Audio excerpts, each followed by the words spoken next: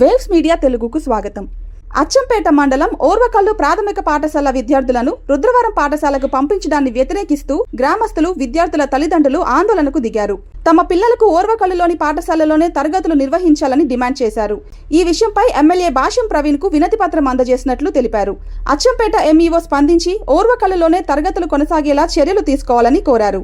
4-5 తరగతి పిల్లలు ఇలా పొరుగురు పోవడం వల్ల ఈ రూట్లోనే వెళ్ళాల్సి వస్తుంది. ఈ రూట్లోనే వాగు ఒకటి ఉంది, ఆ వాగు దాటుకుండా పోవాలి. ప్లస్ ఇసుక టాటర్లు, ఇసుక రేవమ్మటూరు ఇసుక టాటర్లు ఉండే పిల్లలకు పోవడానికి బాగా ఇబ్బంది ఉందని మేము డిఈఓ గారిని కలిస్తే ఆ రోజు ఏమన్నారంటే మీ పిల్లల్ని ప్రైవేట్ స్కూల్ పంపించకుండా గవర్నమెంట్ స్కూల్ అడ్మిషన్ ఇస్తే మా స్కూల్ మాకు ఇస్తామని ఆ రోజు డిఈఓ గారు మాకు కమిట్మెంట్ ఇచ్చారు. ఆ కమిట్మెంట్ ప్రకారం ఎమ్మెల్యే గారు కూడా మాకు ఒక అర్జీ ఇచ్చారు, మాకు లెటర్ ఇచ్చారు. ఈ ఓరకల్లు స్కూల్ కావాలని ఎమ్మెల్యే గారు కూడా డిఈఓ గారికి లెటర్ రాసేలా ఓరకల్లు స్కూల్కి శాంక్షన్ చేయండి అని చెప్పారు. కానీ ఇవాళ డిఈఓ గారు మాకు ఇచ్చిన మాట తప్పారు. ఆ రోజు మాకేమన్నారు, ప్రైవేట్ స్కూల్ నుండి అయితే 3-4-5 తరగతుల పిల్లల్ని అడ్మిషన్ ఇవ్వండి, మీ ఊరికి స్కూల్ ఇస్తామన్నారు.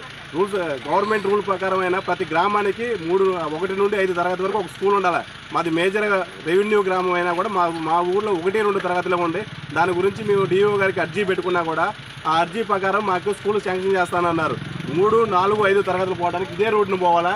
వర్షం వస్తే ఇదే రోడ్లో ఆడ వాగు ఉంది. ఆ వాగులో మొన్న లాస్ట్ ఇయర్ ఒక పిల్ల కూడా కొట్టకపోతే ఎట్లా తల్లిదండ్రుల దగ్గర అందుబాటులో ఉండి ఎండ బయటకు తీశారు. అలానే ఇదే రోడ్డు నుండి ఇసుక టాటర్లు కూడా పోవాలా. ఇంకో మన వెనకాల ఇసుక టాటర్ కూడా అంతే ఉంది.